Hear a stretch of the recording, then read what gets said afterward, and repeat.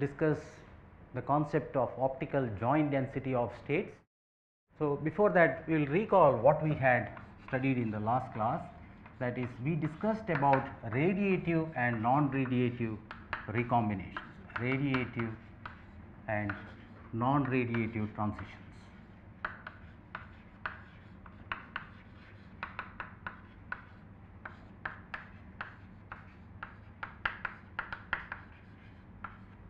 As the name indicates, radiative transition involves emission or absorption of a photon, emission or absorption of a photon.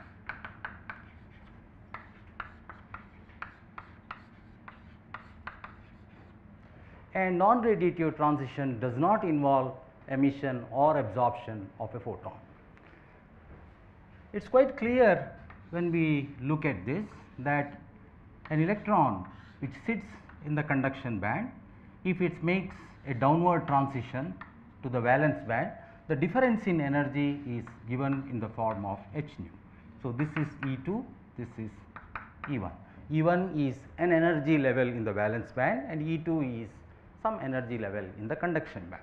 So, it involves emission of a photon, or it could be incident photon leading to a transition of an electron from the valence band to the conduction band.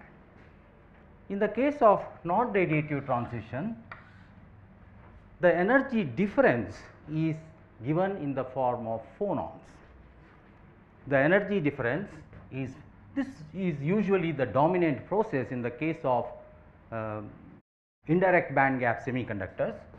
So, for example, if I show an indirect band gap semiconductor like this, whatever be the process of excitation, whether it is optical process of excitation or current injection, it essentially leads to injection of carriers into this band, which then come down by thermalization and accumulate at the bottom of the band.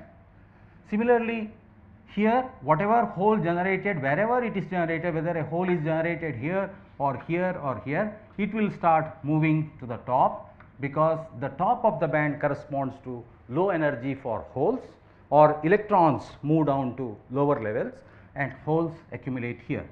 Now, if an electron wants to make recombination with hole, then it has to make an oblique transition, and as we have seen, by this is not permitted by the K selection rule.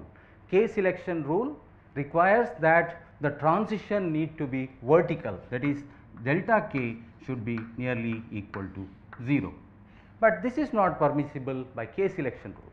However, as we have seen, phonons can have large momenta, because the momentum is given by h cross k, which is equal to h cross into 2 pi by lambda here.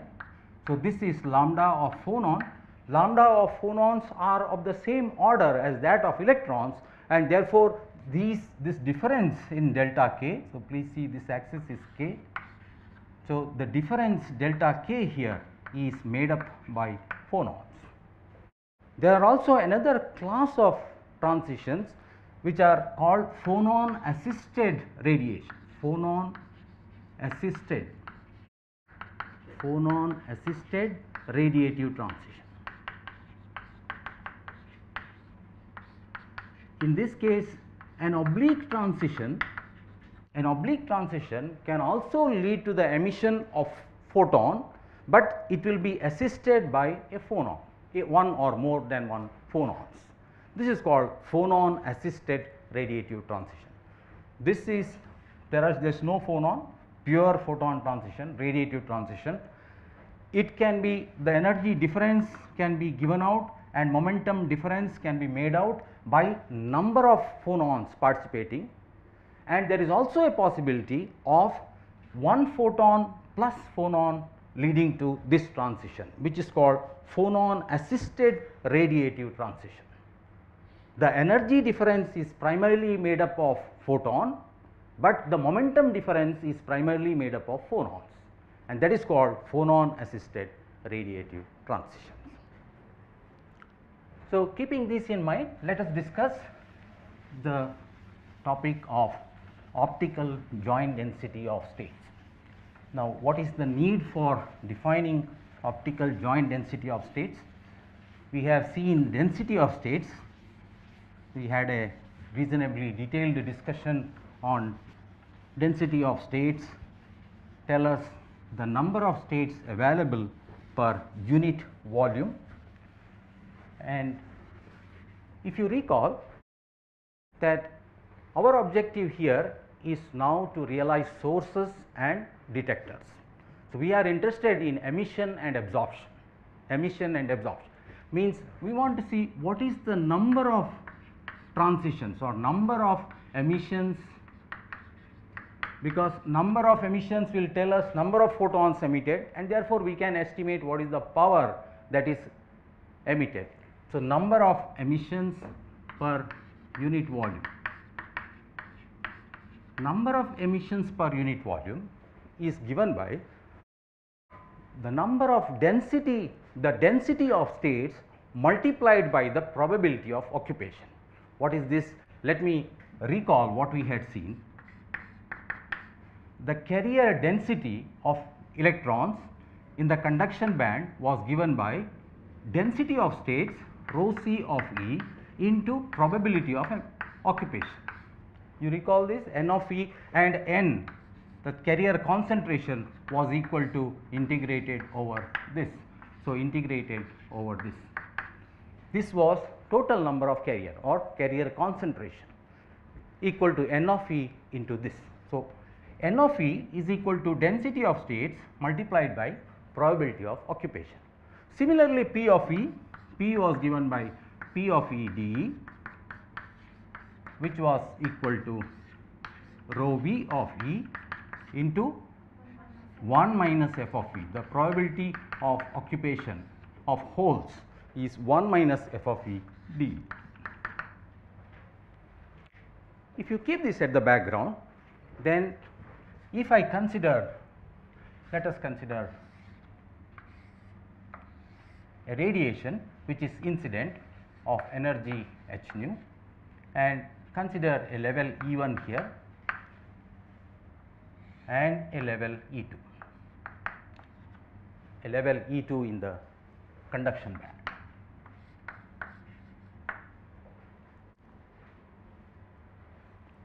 For a given photon of energy h nu or frequency nu, if you fix E2, E1 is automatically fixed by the condition that h nu equal to E2 minus E1. An emission or absorption involves, for example, absorption involves an electron state in the E1 at E1 in the valence band and a vacant state E2 in the conduction band. Similarly, if you are looking at emission, then this involves an electron sitting here at some other value, let us say E2 dash, and a vacant state at E1 dash. This would lead to emission of a photon of energy h nu dash. So, emission and absorption process simultaneously involves a state in the valence band and a state in the conduction band, and therefore, any process involves states in the valence band and states in the conduction band. Normally, in this case we had density of states in the conduction band, density of states in the valence band, because hole concentration does not depend on this. Hole concentration depends on the density of states in the valence band. But in photon interactions, you have one state here and one state here, and therefore, we define an optical joint density of states which simultaneously takes care of the number of states for a given energy h nu. Please see, if an incident energy h nu, photon of energy h nu is incident, if you fix E2, E1 is fixed, because the difference has to be same. I am considering only allowed transition, I am not considering oblique transitions. We consider the allowed transitions or those transitions which follow the K selection rule. So, when E2 is fixed, E1 is also fixed, and then it is possible that we define a joint density of states. Let me proceed with the derivation, and then it will become clear to you that the joint density of states does not depend on the actual value of E2 and E1. It always depends on E2 minus E1. So, we will just see the derivation and then it will become clear. So, the need for defining an optical joint density of states is because the transition involves states in the valence band and conduction band, and there can be several combinations of E2 and E1 which will be equal to h nu. Please see, this is E versus K, E versus K. K is a vector. Depending on the direction of propagation of the electron beam, the EK diagram continuously changes. If you are taking a direction 1 0 0, the EK diagram will be slightly different. If you are following along 1 1 direction, then EK diagram will be slightly different, which means for a given energy h nu, there are several pairs of E2 minus E1, and therefore, there is a density of states, that is number of states, number of pairs of states available for a photon of energy h nu to interact, and this is given by the density of states. So, we will see, it will become more clear as we proceed further. So, E2 is equal to EC plus h cross square k square by 2 mc. This is the parabolic approximation which is valid near the bottom of the band, parabolic approximation, and E1 is equal to EV minus h cross square k square divided by 2 mv. We already have this. So, E2 minus E1 h nu is equal to E2 minus E1 is equal to EC minus EV. EC minus EV is EG plus h cross square k square divided by 2 into 1 over mc plus 1 over mv.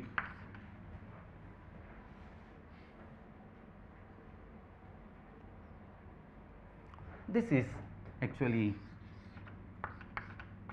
1 over mr, where mr is the reduced mass.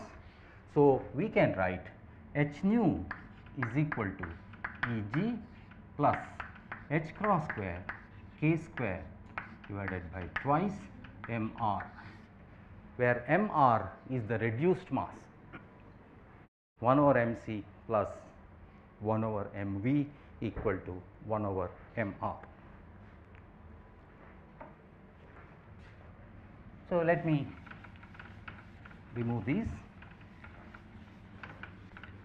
and therefore, from this expression we have k square is equal to h nu minus Eg here. So, h nu minus Eg into 2 mr by h cross square, twice mr by h cross square.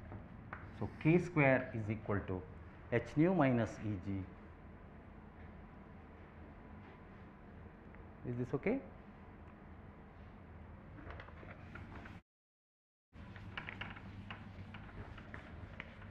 And if you substitute in the expression, we had E2 is equal to EC plus h cross square k square by 2 mc. If you substitute for k square from here, we have EC, E2 minus EC plus h cross square by 2 mc. Let me write it fully, 2 mc into this one, substitute here. So, for where is k square is here. So, I substitute 2 mr by h cross square into h nu minus Eg. I have substituted for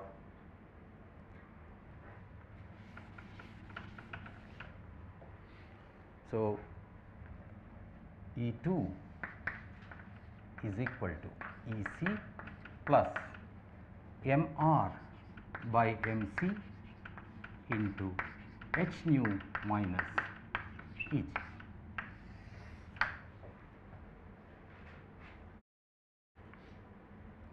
What do we see?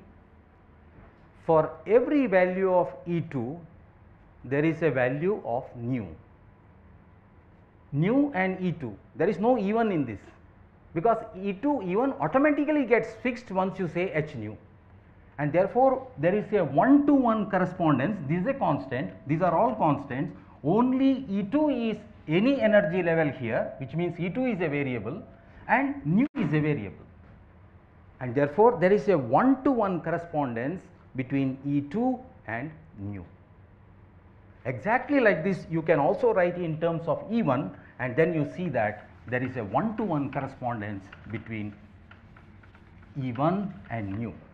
This means that rho of E2 dE2 must be equal to rho of nu d nu.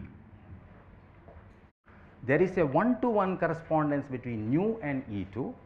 Therefore, the number of states between E2 and E2 plus dE2, rho E2 dE2 is the number of states between E2 and dE2. This rho is actually rho C, conduction band density of states. Rho C of E2 is dE2 is equal to rho nu d nu. What is rho nu d nu? Is the number of states for photons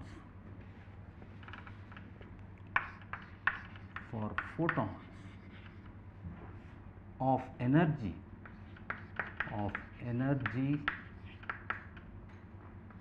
between h nu and h nu plus delta nu, h nu plus d nu to interact with.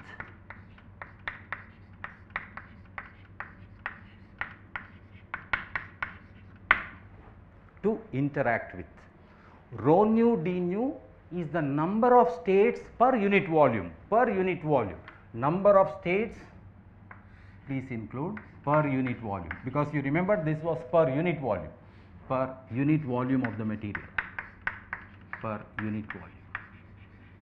Number of states per unit volume available for the photons to interact. To interact means what? To emit or absorb. If photons are incident, then if photons are incident with the frequencies between nu and nu plus d nu, then the number of states available for these photons to interact per unit volume is given by rho nu d nu, and this rho nu d nu is related to rho of E2 dE2 because of this 1-to-1 relation, and therefore our interest is to get rho nu.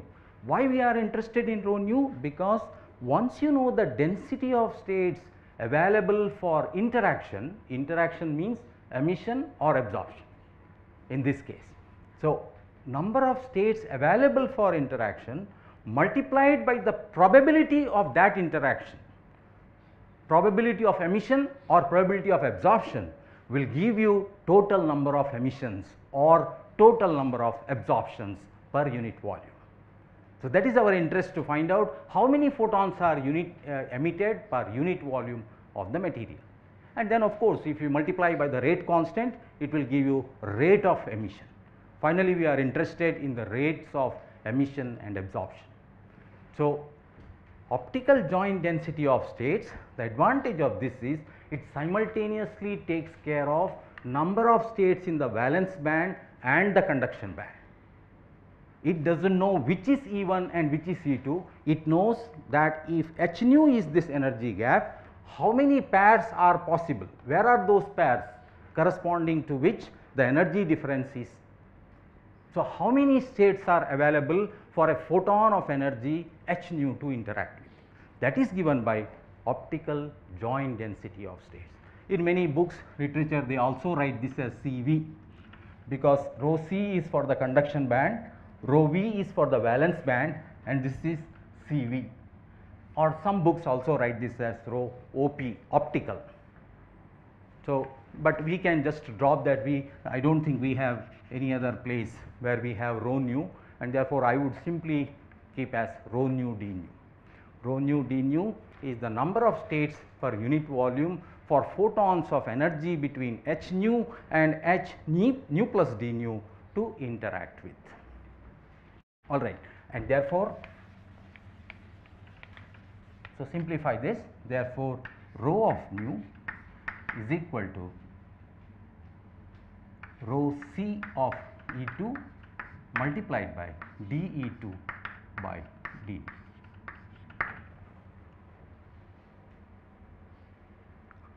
We can simplify this further. Rho E2, we know the expression for rho E2, that is equal to, I will write it here, 1 over 2 pi square into 2 mc by h cross square to the power 3 by 2. Recall the definition of rho c of E2 into E minus EC, E2 minus EC to the power half. This was the first term, rho c of E2, multiplied by dE2 by d nu. What is dE2 by d nu? dE2 by d nu. This is a constant, this is a constant. So, we simply have h into mr by mc. So, multiplied by, so let me erase this, into h into mr by mc.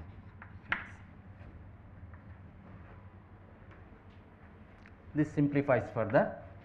1 2 pi from this we can take with this and say h cross. 2 pi from here I bring here, h by 2 pi h cross, 1 h cross, this is h cross square to the power 3 by 2 is h cross cube and it cancels. So, I am left with 1 divided by pi h cross square into 2 mc to the power 3 by 2. There is one mc here. Is there something else that I missed?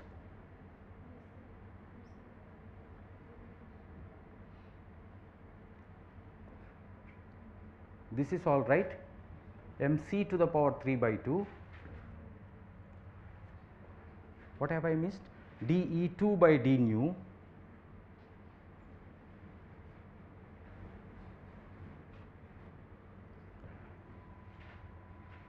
I should have a term mr by mc. mr by mc here.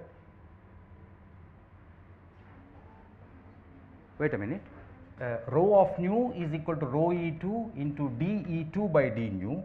So, dE2 by, oh, there was a,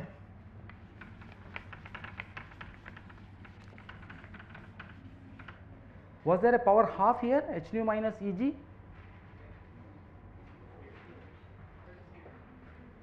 Did I miss something?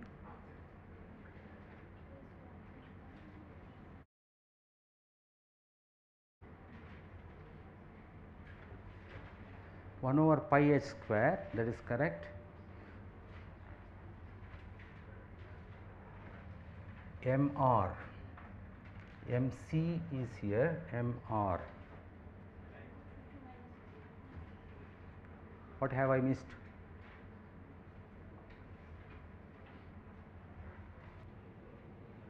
Oh, no, no, no, no, that's correct, that's correct. This is correct. What I have written is correct. There is nothing wrong. Okay, it's perfectly fine.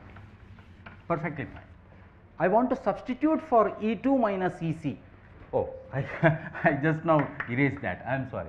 So, E2 minus EC, E2 was equal to E2 plus EC and then plus mr by mc. So, this is equal to mr by mc into h nu minus Eg. E2 minus EC. So, E2 minus EC to the power half equal to this multiplied by the power half. And for this term here, I want to substitute this. Is that all right? There is no confusion, I suppose, that for this also I wanted to substitute. E2 minus EC to the power half is this. So, I will, let me write all of this, 1 over pi h cross square 2 mc to the power 3 by 2 here, and into this h is already taken.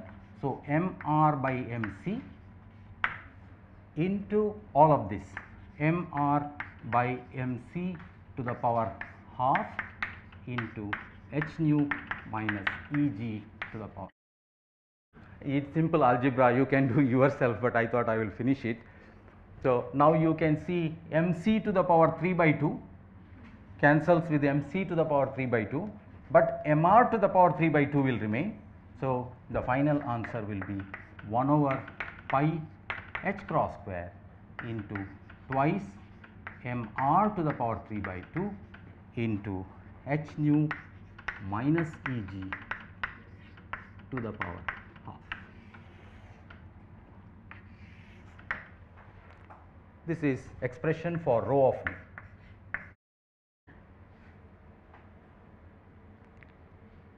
So, let me erase all these unwanted things and directly write the expression. So, rho of nu here is equal to 1 over pi h cross square 2 mr to the power 3 by 2 into h nu minus Eg to the power half. Is it okay? It is a simple algebra. Therefore, how does rho nu vary? If I want to plot rho of nu versus E, so rho of nu versus E. Oh, normally we plot E here, we will plot E there also. Please see this. For h nu greater than Eg, it up to Eg there is, because this expression, all the expressions are valid for h nu greater than Eg. Any emission absorption takes place, we are looking at interband transitions. There are also intraband processes, we will discuss a little later. Now, we are looking at interband transitions which are possible for h nu greater than Eg. Therefore, from Eg it starts as h nu minus Eg to the power half, variation of rho nu. So, we have a mathematical expression for rho nu. This is very important because next we will multiply by the probability of occupation, probability of emission and probability of absorption, and we will get an expression for gain coefficient which will contain all these terms. That is why we need this derivation.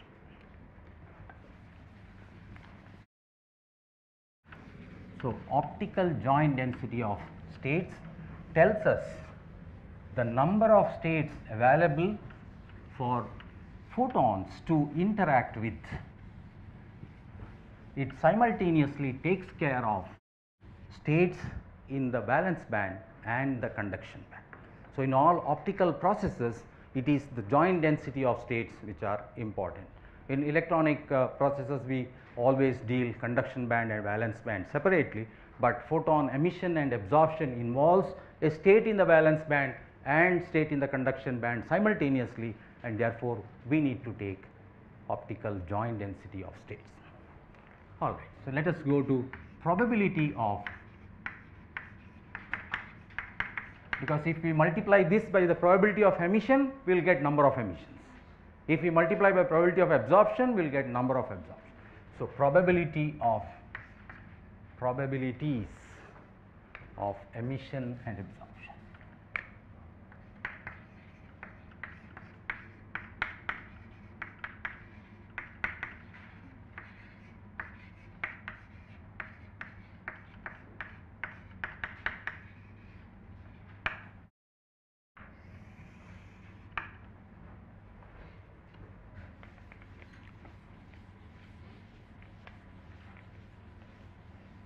Probabilities of emission and absorption. So, all the while you see that we are discussing with EK diagram. One of the early classes I had said everything can be seen from the EK diagram. The normal band energy band diagram does not tell you anything. And I am considering direct band gap semiconductors, and we are looking at vertical transition, that is allowed transitions. Other effects we are not taking at the moment. We will see that we will have to take those into account to explain actually practically observed spectrum. So, probability of emission. Let us, for emission you need an electron sitting in state E2 which makes a downward transition, and therefore, you need a hole or a vacant state at E1.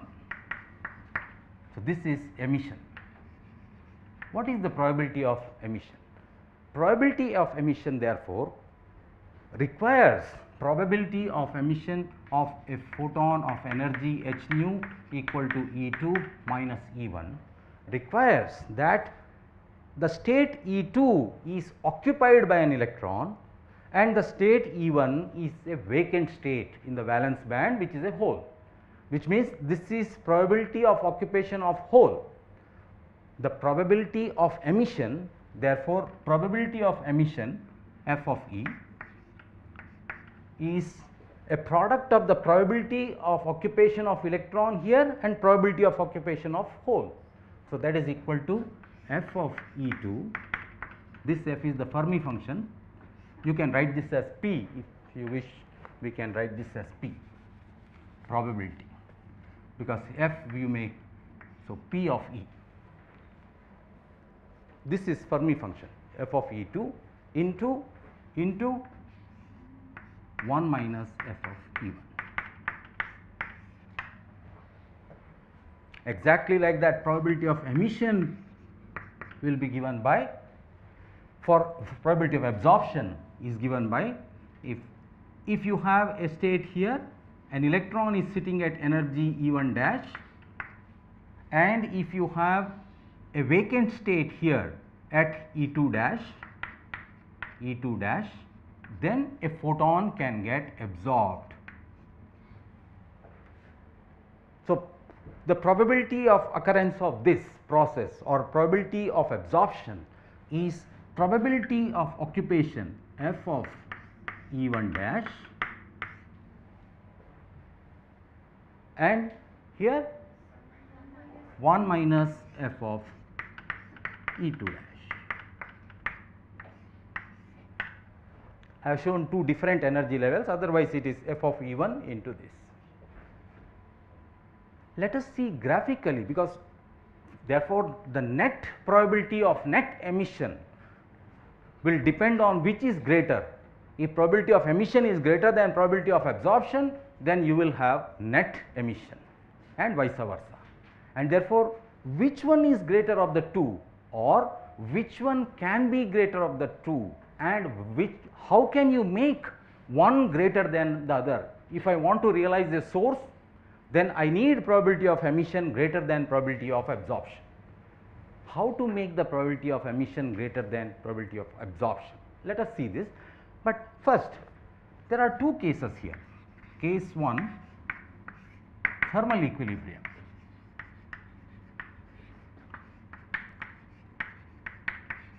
And case 2 will be quasi equilibrium. So, thermal equilibrium. Thermal equilibrium means the probability of occupation in the valence band and in the conduction band is simultaneously described by one single Fermi function.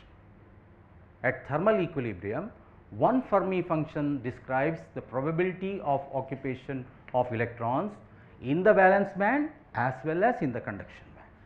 In quasi equilibrium, you will require two different Fermi functions, one for the valence band and one for the conduction band. So, let us see first case 1, thermal equilibrium. Probability f of E2 Pe is equal to f of E2 into 1 minus f of E1. Let us see graphically what is this.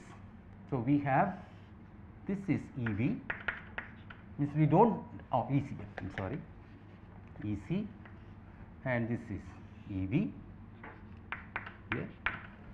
And if I want to plot a typical Fermi function,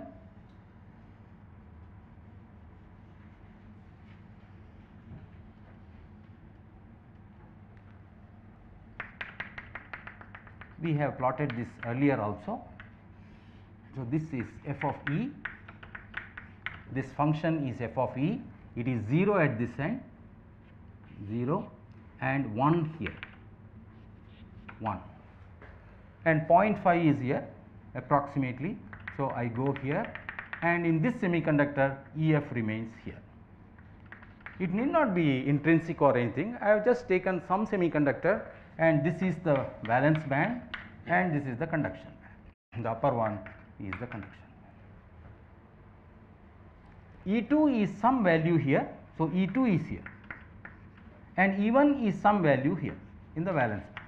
It could be close to the edge, so it is some value there and some value. What is f of E2? F of E2 is this, at E2 the value of the function here. So it is this value here, which means it is simply this width here, this magnitude, maybe 0.1 or 0.2, whatever in my graph. Actually, as you know, the numbers are extremely small, but in my graph it looks like say because this is 0.5 and therefore this is as if 0.1 approximately. This is f of E2. Probability of emission is f of E2 into 1 minus f of E1. What is f of E1? E1 is here. So this value here up to this value approximately 0.9 is f of E1. 1 minus f of E1 is this difference here. Is this clear? Maybe I should have drawn a little bigger figure, but I hope you can find out. This is 1 minus f of E1, this is f of E2. So f of E2 into f of E1 is this product, this number whatever it is multiplied by this. So that is probability of emission. So we have this into this, and probability of absorption. Probability of absorption. Suppose I take E1 and E2. Well, I could have taken, let me draw another graph. It would be better rather than making complication there. So this is EC, this is EV, here is the probability f of E, and I draw a fresh probability function, Fermi function here, and so this is 1, this is 0, 0.5. I gave you a question in the minor to draw because I am drawing in front of you regularly, so you should also make practice to draw.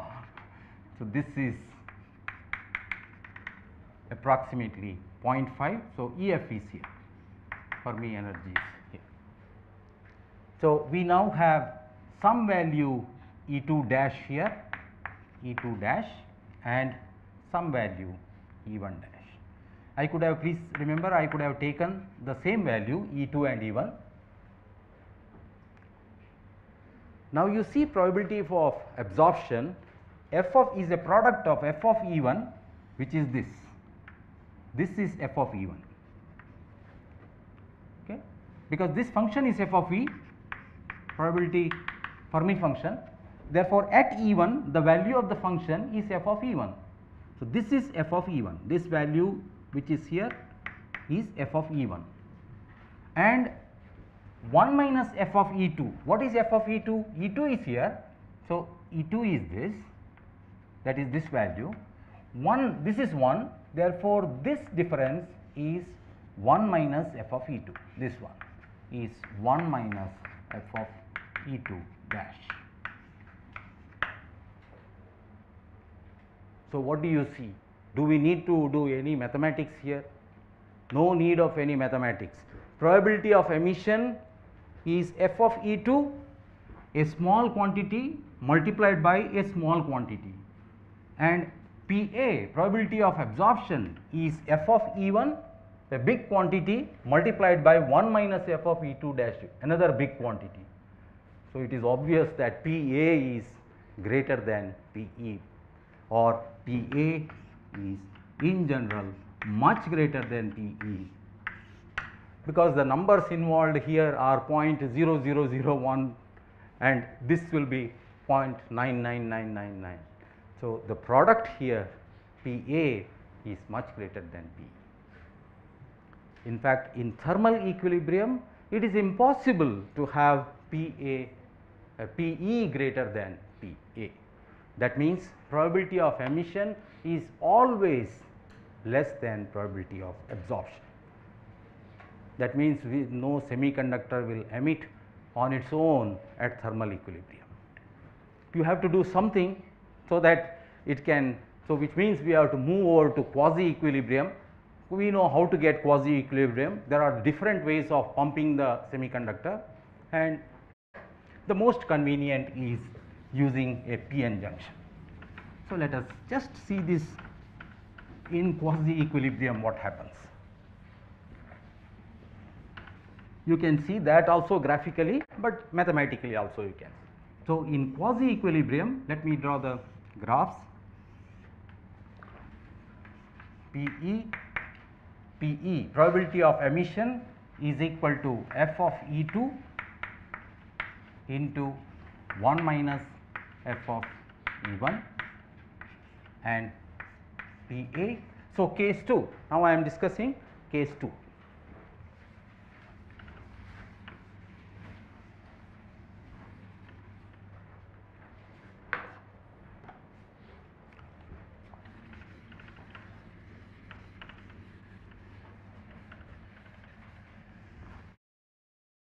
So, case 2 quasi equilibrium.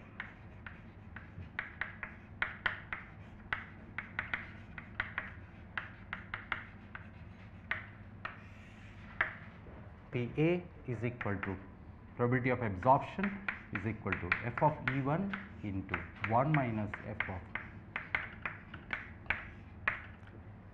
one single function for thermal equilibrium, but for quasi equilibrium this is Fc of E2, a Fermi function for the conduction band, and Fv of E1.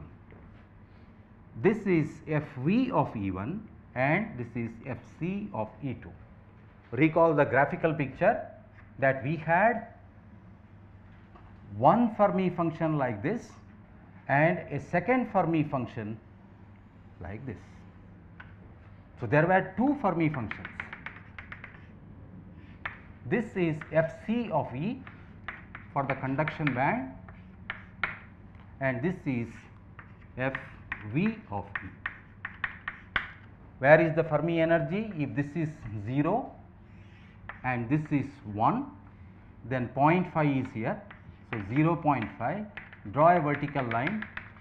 So, this intersect here. So, we have EFV, the Fermi energy of EFV for the valence band is sitting here, EFV here, and EFC is sitting here, EFC. EFC is the Fermi energy corresponding to the conduction band function, this function, and EFV is the, so there are two Fermi functions. Now, you can immediately see that there is a possibility, if we push this sufficiently high or if we push this sufficiently low, there is a possibility of having. So, Fc of E2 into this. So, let us substitute mathematically and see what do we get this. Therefore, PE equal to Fc of E2, that is 1 divided by e to the power E2 minus EFC by kT plus 1. First term multiplied by 1 minus f of E1. So, 1 minus f of E1, I can take a common denominator. So, I get e to the power E minus EFV by kT, E minus EFV by kT divided by 1 plus e to the power E minus EFV by kT. This is 1 minus f of E. This is f of E2 and this is f of E1. 1 minus f of E1. Okay, 1 minus this. So, then I multiplied by this, 1 cancelled. So, I am left with only this term in the numerator. Okay. So, this is PE of E. Write for PA of E. So, PA of E is FV of E1. So, instead of this you will get, so we have PA of E, PA is equal to probability of absorption. All of this is for nu, Pe of nu and Pe of nu, because E2 minus E1 in this expression is fixed h nu. So, Pa of nu is equal to Fv. So, 1 divided by 1 plus e to the power E1 minus EFV. Only thing is we need to add a suffix C or V, otherwise it is the same Fermi function. So, because we have two Fermi functions, we have to add this into 1 minus Fc of E2. So, in the numerator I will get E minus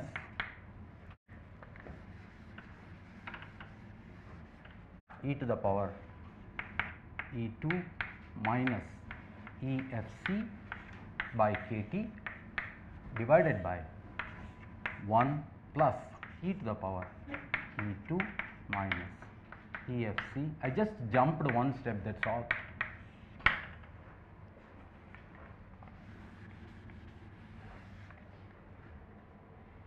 What do you see? The denominator is common. See, the denominator is common, 1 plus this, 1 plus here, and this is here, 1 plus E2 minus EFC is here, denominator is common. So, Pe of nu and Pa of nu. For Pe of nu, we want Pe of nu to be greater than Pa of nu. When can this happen? In thermal equilibrium it is not possible. When can this happen? When this numerator term is greater than this numerator term. Denominator is the same, this numerator is greater than this numerator, which means it is e to the power, therefore, this power is greater than this power. Kt is also common, that means E1 minus EFV is greater than E2 minus EFC. So, implies E1 minus EFV is greater than E2 minus EFC. A very, very important condition which is now coming.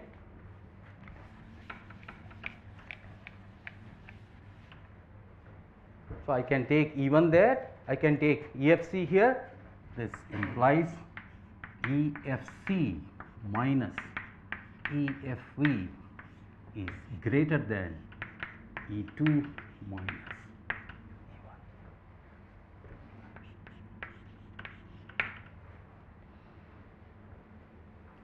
And H nu is always greater than Eg.